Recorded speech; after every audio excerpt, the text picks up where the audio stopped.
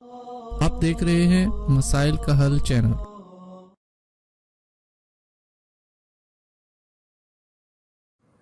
بسم اللہ الرحمن الرحیم، الحمدللہ رب العالمین، والصلاة والسلام علی سیدنا وحبیبنا محمد وعلی آلہ واصحابہ اجمعین۔ محترم ناظرین، آج ہم انشاءاللہ 18ویں پارے کا خلاصہ آپ کی خدمت میں پیش کرنے جا رہے ہیں۔ 18ویں پارے کی ابتدا سورۃ المؤمنون سے ہو رہی ہے، اور اس سے پچھلی سورۃ الحج تھی۔ سورۃ الحج اور سورۃ المؤمنون کے درمیان ربط کیا ہے؟ سورۃ الحج میں قیامت کا ذکر کیا گیا، یعنی کہ حج کا منظر قیامت کا منظر ہے۔ تو سورۃ المؤمنون میں کہا گیا کہ ایک امت کی طرح ہو جاؤ اور اپنی شرمگاہوں کی حفاظت کرو تاکہ تم صالح اور نیک بن سکو۔ یعنی جب قیامت کا فکر بندے کو ہوگا، پھر وہ اپنی شرمگاہ کی حفاظت کرے گا اور نیک بنے گا۔ دوسرا پوائنٹ، سورۃ المؤمنون میں کامیاب مومنوں کی صفات اور جنت کے وارثوں کا ذکر کیا گیا۔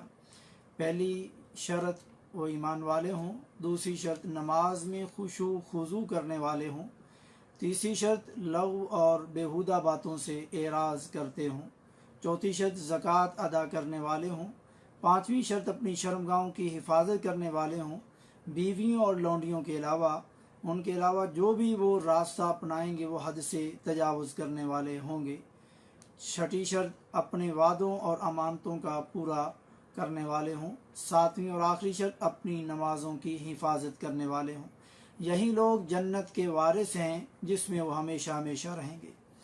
پیارے مومن بھائیوں، مسلمانوں، ذرا سوچیں، غور کریں، کیا آج ہمارے اندر یہ ساتوں صفات پائی جاتی ہیں تو ہم اپنے آپ کو جنت کا وارث سمجھیں؟ اگر نہیں پائی جاتی تو ہم اپنا محاسبہ کریں اور اپنے اندر ان 7 چیزوں کو پیدا کریں تاکہ ہم جنت کے وارث بن سکیں۔ تیسرا پوائنٹ، آیت نمبر 12 سے 16 تک، پھر انسان کی پیدائش کے اطوار اور مراحل کا ذکر کیا، مرنے اور قیامت کو اٹھنے کا بیان کیا گیا۔ پہلی چیز مٹی، دوسری چیز منی، تیسری چیز جمع ہوا خون، چوتھی چیز خون کا لوتھڑا، پانچویں چیز ہڈی، چھٹی چیز گوشت کا لباس، ساتویں چیز انسان بنانا، اس کے بعد آٹھویں چیز موت آئے گی، نویں چیز دوبارہ زندہ ہونا ہوگا۔ یہ 9 چیزیں انسان کی تخلیق کے مراحل میں ذکر کی گئیں۔ پھر 7 آسمانوں کا ذکر کر کے پانی برسا کر کے مختلف فصلیں اور پھل پیدا کیے اور زیتون کے پھل کا خصوصی ذکر فرمایا۔ پھر جانوروں میں بہت عبرت بتا کر کے ان کے پیٹوں سے خالص شراب اور خالص دودھ نکالا۔ چوتھا پوائنٹ، آیت نمبر 23 میں نوح علیہ السلام کو اس کی قوم کی طرف رسول بنا کر کے بھیجا۔ اس نے کہا کہ اے میری قوم کے لوگوں، اللہ کی عبادت کرو اور اس کے سوا تمہارا کوئی معبود نہیں، کیا تم اس سے ڈرتے ہو؟ 24واں پوائنٹ، 24 نمبر آیت میں اس کی قوم کے کافر سرداروں نے صاف کہہ دیا کہ یہ تو تم جیسا ہی انسان ہے، یہ تم پر فضیلت اور بڑائی حاصل کرنا چاہتا ہے، اگر اللہ ہی کو منظور ہوتا تو کسی فرشتے کو اتارتا۔ پھر نوح علیہ السلام کی قوم پر عذاب کے بعد اور ایمان والوں کو نجات کے بعد فرمایا۔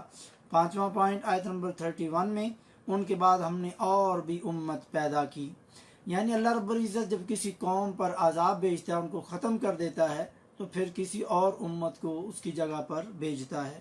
6واں پوائنٹ، آیت نمبر 32 میں پھر خود ان میں سے ہی رسول بھی بھیجا کہ تم سب اللہ کی عبادت کرو، اس کے سوا تمہارا کوئی معبود نہیں۔ آیت نمبر 31 میں اور سرداران قوم نے جواب دیا جو کفر کرتے تھے اور آخرت کی ملاقات کو جھٹلاتے تھے، اور ہم نے انہیں دنیاوی زندگی میں خوشحال کر رکھا تھا کہ یہ تو تم جیسا ہی انسان ہے، تمہاری خوراک یہ بھی کھاتا ہے اور تمہارے پینے والا پانی یہ بھی پیتا ہے۔ 34 نمبر آیت میں اگر تم نے اپنے جیسے انسان کی تابع داری کر لی تو بے شک تم سخت خسارے والے ہو جاؤ گے۔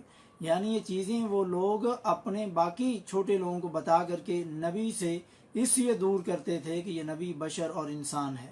7واں پوائنٹ، پھر صالح، لوط اور شعیب علیہ السلام کی قوموں کا ذکر کیا گیا اور ان پر عذاب بھیجنے کا ذکر فرمایا، اور بھی کئی نبیوں کے واقعات ذکر کیے گئے۔ آیت نمبر 42 میں ان کے بعد ہم اور بھی بہت سی امتیں پیدا کیں، ہم نے اور بھی بہت سی امتیں پیدا کیں، یہ ذکر کیا۔ 8वां पॉइंट, हक को जुटलाने की वजह तकब्बुर है।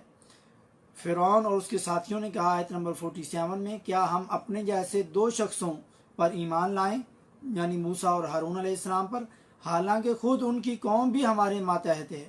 यहाँ भी इनकार के लिए दलील मूसा और हारून अलैहिस्सलाम की जो बशरियत है उसी को पेश किया। 9वां पॉइंट, आयत नंबर 51 में, ए पैगम्बरों और रसूलों, हलाल चीज़ें खाओ और नेक अमल करो। हलाल खाने का नेक अमल करने के साथ बड़ा गहरा ताल्लुक़ है। नेक अमल इंसान को हलाल खाने पर और हलाल खाना नेक अमल करने पर उभारता है, लेकिन हराम खाना शिर्क और बिदात वाले काम की तरफ ले जाता है और शिर्क और बिदात वाले हराम खाने के लिए तैयार होते हैं। इसी तरह बिदअत और शिर्क करने वालों के यहाँ जितना बुरे आमाल बिदात का अहतमाम होता है उतना सुन्नत और तौहीद का अहतमाम होता ही नहीं। 7वां पॉइंट, नेक लोगों की, ईमान वालों की बात सिफात जिक्र की गई। आयत नंबर 57 में अपने रब की हैबत से डरते हैं। आयत नंबर 58 में उसकी आयतों पर ईमान रखते हैं। उसके बाद अपने रब के साथ किसी को शरीक नहीं करते, दिलों से डर करके अल्लाह के रास्ते में खर्च करते हैं, यानी नेक आमाल करते हुए अल्लाह का डर उनके दिलों में होता है। जल्दी जल्दी वो भलाइयाँ हासिल करते रहते हैं।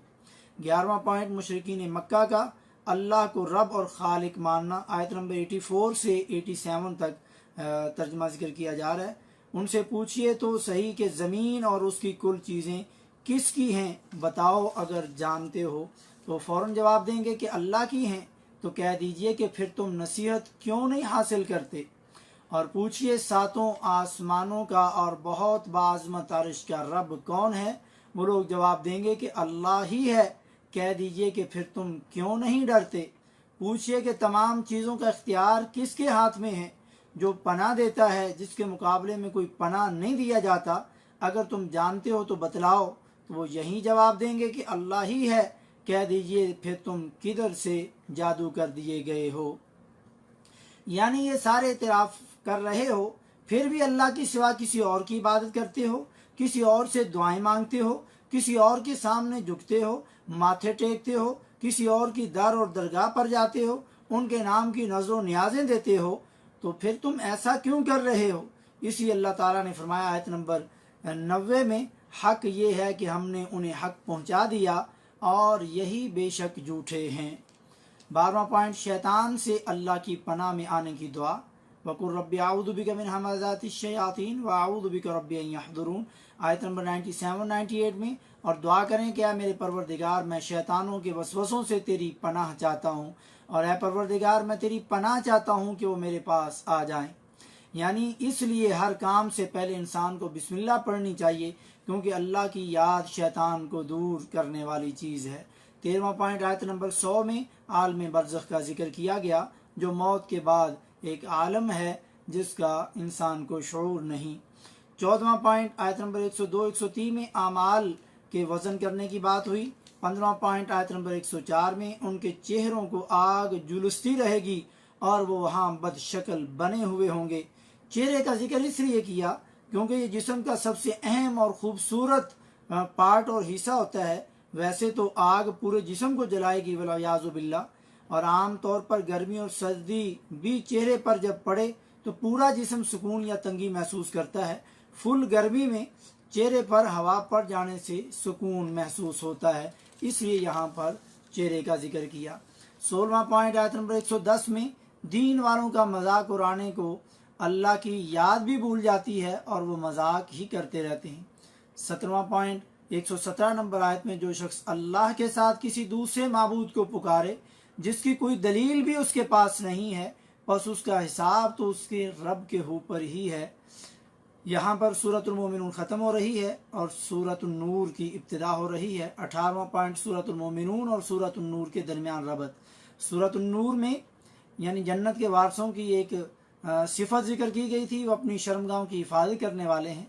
तो सूरतुल नूर में जिना और तोहमत की सदाएं जिक्र की गई और शर्मगाह की हिफाजत के और भी तरीके बतलाए गए।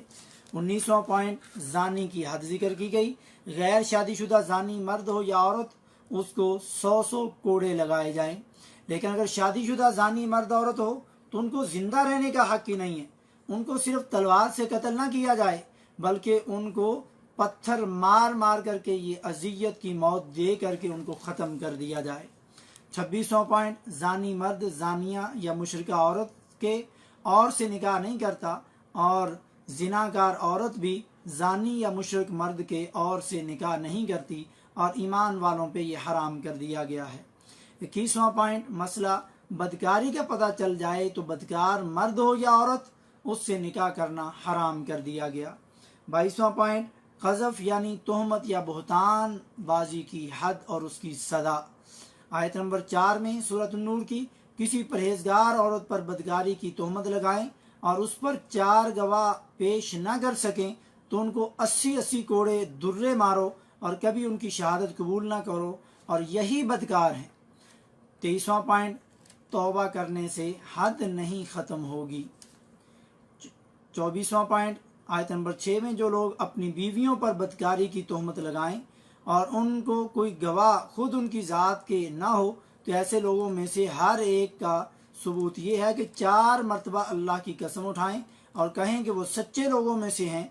और आयत नंबर 7 में, और 5वीं मरतबा कहें कि इस पर अल्लाह की लानत हो अगर वो झूठों में से हो। लेकिन अपनी आंखों से देख लेने के बाद ऐसी बदचलन औरत को बर्दाश्त करना इंसान के लिए मुश्किल है, इंसानी गैरत के खिलाफ है। और औरत सज़ा से तब मुस्तस्ना हो सकती है अगर वो ऐसे 4 मरतबा कसम उठाए कि उसका खामद झूठ बोल रहा है और 5वीं मरतबा कहे कि अल्लाह का गज़ब हो अगर उसका खामद सच्चों में से है। इस सूरत में वो सज़ा से बच जाएगी। 26वां पॉइंट, वाक़या इफ़्क, बुहतान यानी किसी चीज़ को उल्टा देना। क्योंकि मुनाफिकीन ने वाक़या को उल्टा करके उसकी दूसरी शक्ल दे दी। हज़रत आयशा रज़ी अल्लाह ताला अन्हा तो सना और तारीफ़ की मुस्तहिक थी, आला ख़ानदान और सबसे आला दुनिया के शख्स की महबूबा और ज़ौजा थी। 11 नंबर आयत में जो लोग ये बुहतान बड़ा बांध रहे हैं, बहुत बड़ा बुहतान बांध लाए हैं, ये भी तुम में से एक गिरोह है। यहाँ पर यही वाक़या इफ़क बुहतान बाजी वाला वाक़या है जिसमें मुनाफिकीन ने हज़रत आयशा उम्मुल मोमिनीन महबूबा तो रसूलुल्लाह सल्लल्लाहु अलैहि वसल्लम की इज़्ज़त और पाक दामनी को दागदार करने की कोशिश की। पूरा महीना अल्लाह के नबी सल्लल्लाहु अलैहि वसल्लम सख्त परेशान रहे जब तक बारात की आयत नाज़िल न हुई और हज़रत आयशा रज़ी अल्लाह अन्हा भी अपनी जगह बहुत परेशान है।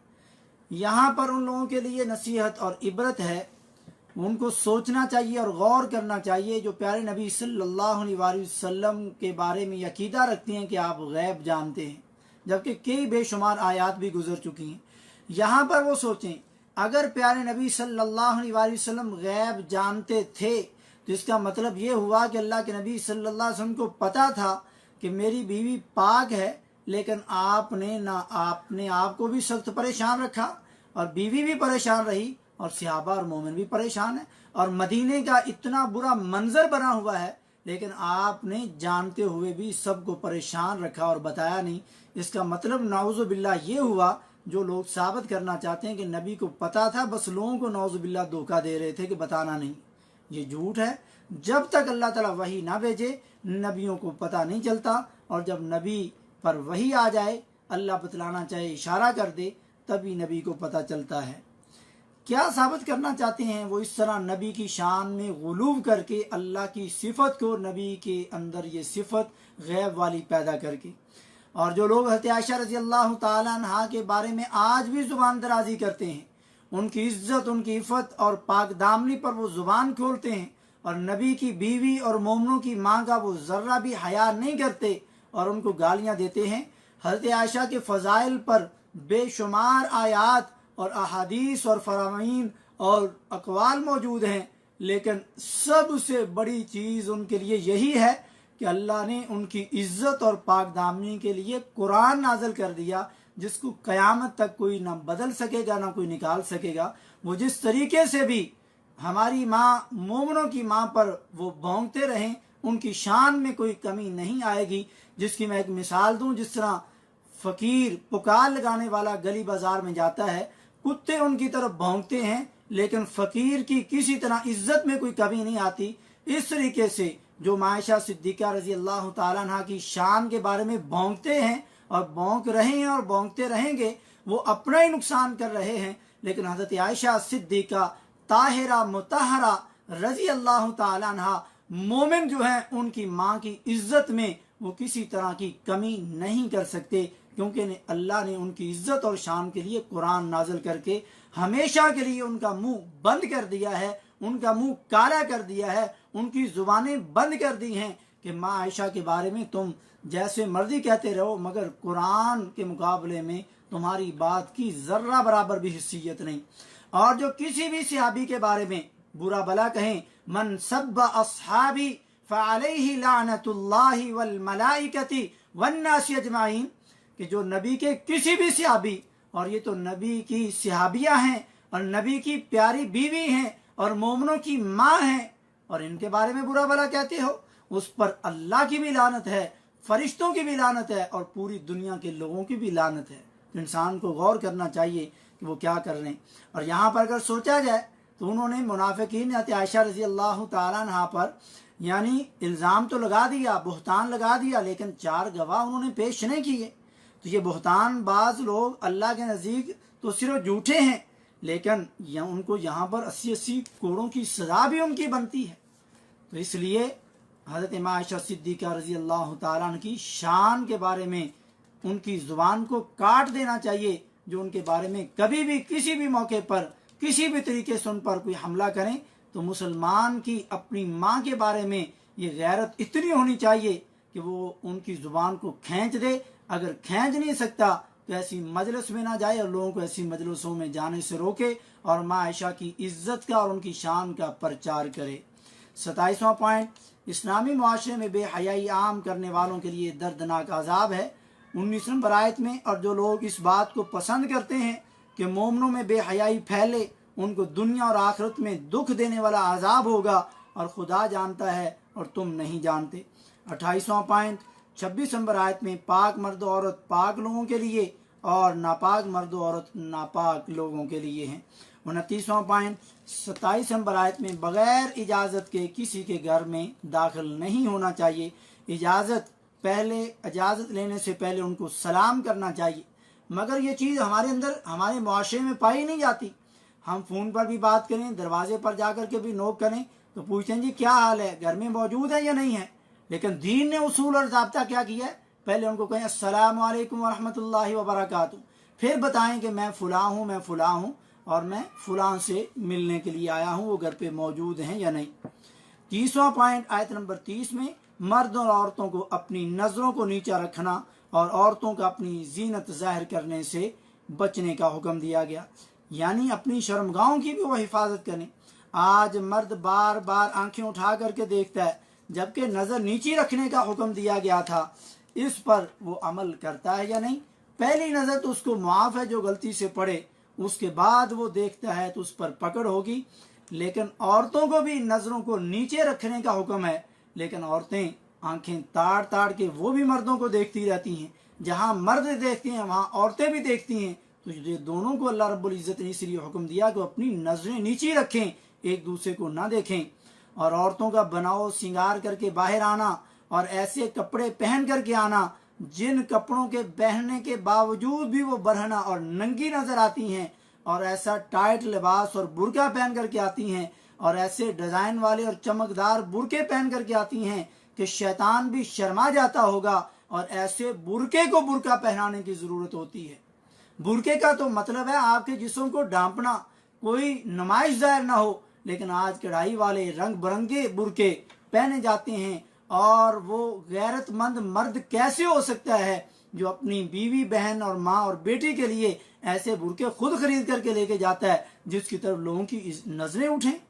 और औरत को खुशबू लगा करके किसी गैर महरम के पास अगर वो गुजरती है, घर से बाहर निकलती है, तो ऐसी औरत जानिया औरत है।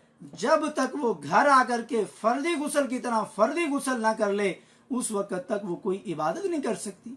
अब उसने जिना किया नहीं, मगर उसका खुशबू लगा करके गैर महरम के पास जाना, ये अमल इसको जिना कहा गया और उसको फर्दी गुस्ल करने का हुक्म दिया गया। इस्लाम ने इस औरत की कितनी हिफाजत की, मगर औरत आज अपनी नमूदो नुमाइश और अपनी जीनत का इजहार करती है और अपने सीने को और अपने कोहलुओं को निकाल के और हला हला के चलती है, और ऐसे जूते पहन के निकलती है और चूड़ियां पहन के निकलती हैं जिससे آوازیں نکلتی ہیں اور لوگ اس کی طرف متوجہ ہوتے ہیں، والعیاذ باللہ۔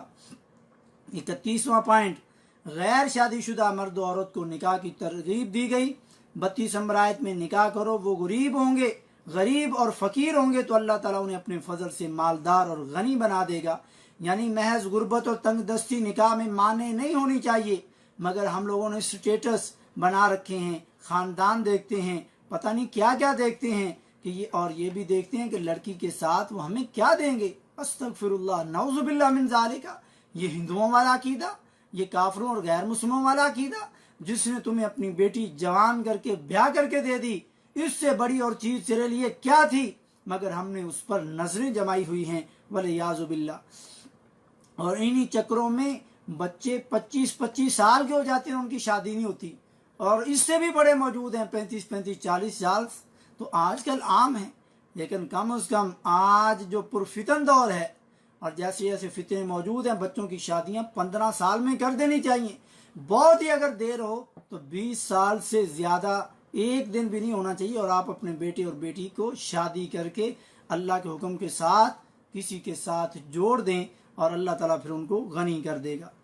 اور پھر لوگ کہتے ہیں یہ ہمارے بچے تو شریف ہیں، یہ نیک ہیں، ان کی نظر ٹھیک ہے، ان کے دل ٹھیک ہے، ہم نے پورا خیال رکھا ہوا ہے۔ تو میرے بھائیوں یہ بتاؤ، یہ جو دنیا میں برائیاں ہو رہی ہیں، کن کے بیٹے اور بیٹیاں آگے کر رہے ہیں؟ کیا یہ کسی دوسرے مخلوق کی بیٹیاں؟ وہ بھی انہی ماں باپ کے بیٹے اور بیٹیاں ہیں جو کہتے ہیں ہمارے بیٹے کی تو نظر ہی بہت اچھی ہے، یہ بڑا نیک ہے۔ میرے بھائیوں، یہ شیطان نے جس نے قسمیں اٹھائی تھی نا ہمیں گمراہ کرنے کی، وہ پیچھے نہیں ہٹا، وہ دائیں بائیں اوپر نیچے ہر جگہ سے حملے کر رہا ہے۔ تو آپ کیسے اعتماد کر کے بیٹھ گئے، اور جو آپ کا فرض ہے ان کی شادیاں کرنا، اس کو آپ بلا وجہ دیر کر رہے ہیں۔ اسی وجہ سے آج زنا کتنا آسان ہے، چند پیسوں میں اور چند منٹوں کے لیے کر کے عزت کو تاڑ کر کے منہ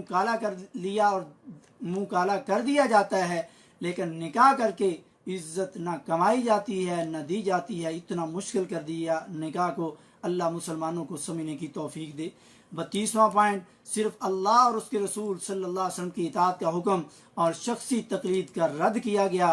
آیت نمبر 54 میں آپ کہہ دیجئے کہ اللہ تعالیٰ کا اور اس کے رسول کا حکم مانو، ان کی اطاعت کرو، پھر بھی اگر تم نے روگردانی کی تو رسول کے ذمے تو صرف وہی ہے جو اس پر لازم کر دیا گیا ہے، اور تم پر اس کی جواب دہی ہے جو تم پر رکھا گیا ہے، اور ہدایت تبھی ملے گی جب رسول اللہ صلی اللہ علیہ وسلم کی بات مانو گے۔ یعنی نبی کی بات ماننے میں ہی ہدایت ہے، کسی اور کی بات ماننے میں ہدایت نہیں مل سکتی، جیسا کہ اہل تقلید اپنے اماموں اور اپنے پیشواؤں کے بارے میں ایسا عقیدہ رکھتے ہیں۔ 33واں پوائنٹ، آیت نمبر 58 میں 3 پردے کے اوقات کا ذکر کیا گیا، جن میں چھوٹے بچے، گھر کے غلام اور لونڈیوں کو بھی اجازت لیے بغیر آنے سے منع کر دیا گیا۔ اور وہ اوقات کون سے ہیں؟ نماز فجر سے پہلے، کیونکہ انسان اس وقت سویا ہوا اٹھتا ہے، اور اس کے لباس کس طرح ہے، پردے کی حالت کیسی ہے، یہ وہ لوگ آ کر کے دیکھ نہیں سکتے۔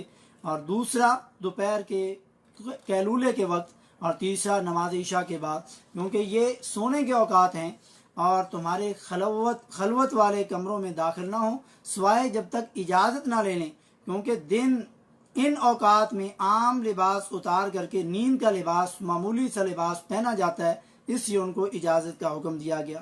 یعنی کہ پھر ان کو بھی اپنا لباس اور حالت ٹھیک کر کے ان کے سامنے آنا چاہیے، اور ان کو آنے کی اجازت دینی چاہیے، تاکہ حیا قائم رہے اور پردہ قائم رہے۔ 34واں پوائنٹ، بوڑھی خواتین جن کے چہرے سے خوبصورتی اور کشش کی کوئی چیز ظاہر نہ ہو، پردے میں ان کو رخصت دی گئی ہے، لیکن آخر میں کہا گیا اگر وہ پھر بھی پردہ کریں تو ان کے لیے زیادہ بہتر ہے، لیکن وہ اپنا اگر بناؤ سنگار ظاہر کرتی ہیں اور اپنی خوبصورتی ظاہر کرتی ہیں، ان کی خوبصورتی سے چہرے سے خوبصورتی ظاہر ہو رہی ہے تو ان کو پردہ ضرور کرنا چاہیے۔ لیکن اگر ان کی خوبصورتی کی کوئی چیز ایسی نہیں ہے، نکاح کی ان کو دے کر کے کسی کو نکاح کا پیغام دینے کی یا برا خیال آنے کی کسی کے دل میں نہیں آ سکتا ایسا خیال، تو پھر اگر وہ پردہ نہ کرے تو اس کے لیے رخصت ہے۔ لیکن قرآن نے کہا اگر وہ ایسی کنڈیشن میں پھر بھی پردہ کرے تو اس کے لیے زیادہ افضل اور بہتر ہے۔ 35واں پوائنٹ، تم اللہ تعالیٰ کے نبی کے بلانے کو ایسا بلانا نہ سمجھو جیسا کہ آپس میں ایک دوسرے کو بلاتے ہو۔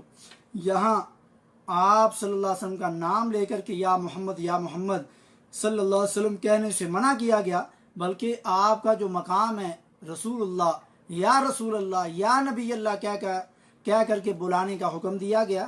اور یہ آپ صلی اللہ علیہ وسلم کی زندگی کے ساتھ خاص تھا جب بلانے کی ضرورت پیش آتی تھی۔ اور دوسرا معنی یہ ہو سکتا ہے کہ آپ کی بد دعا کو دوسروں کی بد دعا کی طرح مت سمجھو، کیونکہ آپ کی دعا یا بد دعا رد نہیں ہوتی۔ 36واں پوائنٹ، اور اسی آیت میں آیت نمبر 63 میں سورہ نور کی آپ صلی اللہ علیہ وسلم کی مخالفت کرنے والے کی، آپ صلی اللہ علیہ وسلم کی بات اور حدیث نہ ماننے والوں کی سزا بیان کی گئی۔ فرمایا سنو، جو لوگ حکم رسول صلی اللہ علیہ وسلم کی مخالفت کرتے ہیں انہیں ڈرتے رہنا چاہیے کہ کہیں ان پر کوئی زبردست آفت یا فتنہ نہ آ جائے جس میں وہ مبتلا نہ ہو جائیں، یا انہیں دردناک قسم کا عذاب نہ پہنچے۔ آج کتنے لوگ اور کتنے علماء ہیں جو بڑی آسانی سے کہہ دیتے ہیں کہ جی ہمارے مسلک میں اس حدیث کا کوئی جواب دیا ہی گیا ہوگا، اس لیے ہم اس حدیث کو نہیں مانتے۔ میرے بھائیو ذرا غور کرو، حدیث کا جواب، نبی کی بات کا جواب نبی سے کوئی بڑا ہی دے سکتا ہے، چھوٹا کیسے دے سکتا ہے؟ تو آپ نے اپنا عقیدہ کیسا بنا لیا استغفر اللہ من ذالک کہ ہمارے اماموں نے، ہمارے مفتیوں نے اس حدیث کا کوئی نہ کوئی تو جواب دیا ہی ہوگا۔ تو اللہ نے آپ کو عقل نہیں دی کہ آپ نبی کے فرمان کے مقابلے میں کسی اور کے فرمان کو لا کر کے کھڑا کر کے اس پر اپنے مسئلے اور اپنے عقیدے کی بنیاد رکھ رہے ہیں۔ کتنی جرت ہے ان لوگوں کی جنہوں نے یہ ہمت ان کے اندر پیدا کی، اور وہ پھر اسی ہمت کا جو اصل میں کفر ہے اس کا پھر وہ اظہار کر دیتے ہیں۔ یعنی کہ دوسرے لفظوں میں وہ صاف صاف کہہ رہے ہوتے ہیں ہمیں نبی صلی اللہ علیہ وسلم کی بات پسند نہیں، نعوذ باللہ، ہم فلاں امام کے مقلد ہیں، جو وہ کہہ رہا ہے وہی کریں گے۔ تو لوگوں اس آیت کا ترجمہ ہی پڑھ لو، تعصب کی اینک اتار لو اور غور کر لو، سمجھ لو، اس لیے کہ قبر اور حشر میں تمہارے کوئی بھی کام نہیں آئے گا۔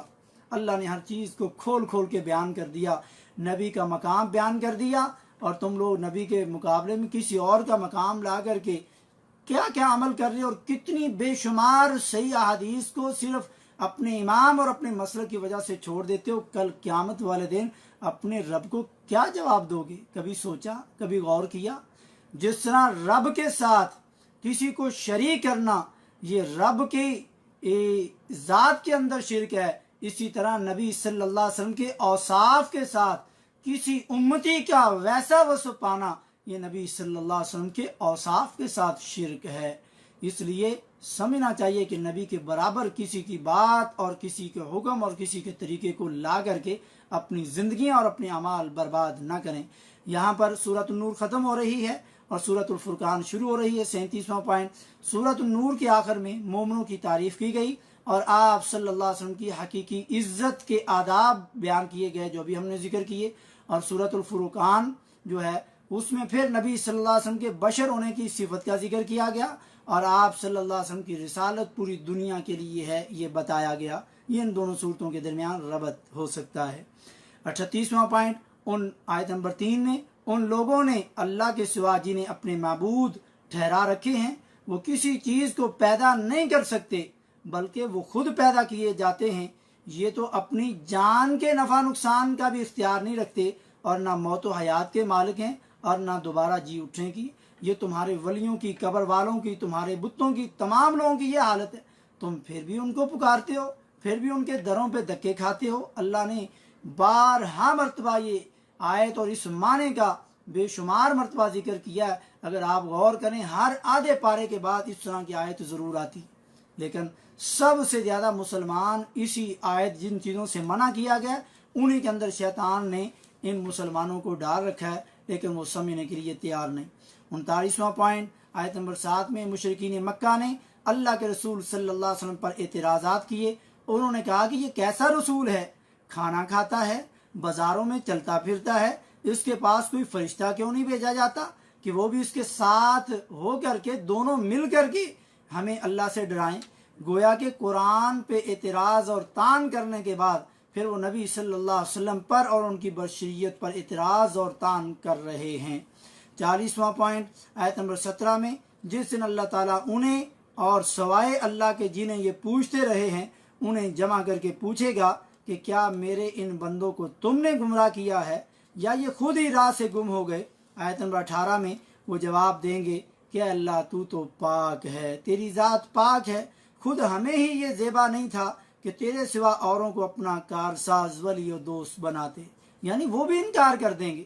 تو پھر کدھر جاؤ گے غیر اللہ کو پکارنے والوں، غیر اللہ کے دروں پہ دھکے کھانے والوں؟ قیامت کے دن کہاں جاؤ گے؟ ایک اللہ کے علاوہ کس کے پاس جاؤ گے؟ 41واں اور آخری پوائنٹ آیت نمبر 25 میں، ہم نے آپ سے پہلے، آپ صلی اللہ علیہ وسلم سے پہلے جتنے رسول بھیجے سب کے سب کھانا بھی کھاتے تھے اور بازاروں میں بھی چلتے پھرتے تھے۔ ہم نے تو تم میں سے ہر ایک کو دوسرے کی آزمائش کا ذریعہ بنایا، کیا تم صبر کرو گے؟ تیرا رب سب کچھ دیکھنے والا ہے۔ اللہ رب العزت نے کلام پاک میں ہر چیز کو کھول کھول کر کے واضح کر کے توحید کی اور شرک سے بچنے کی اور نبی صلی اللہ علیہ وسلم کی اطاعت اور آپ کے فرمان کی اہمیت بتلا دی، جس کے مقابلے میں کسی کا کوئی فرمان بھی کوئی حیثیت نہیں رکھتا۔ یہ مقام پیارے نبی صلی اللہ علیہ وسلم کا 12 مرتبہ بیان کر دیا۔ اللہ رب العزت ہمیں قرآن کریم کو صحیح معنوں میں سمجھنے کی اور عمل کرنے کی توفیق نصیب فرمائے۔ وما توفیقی الا باللہ۔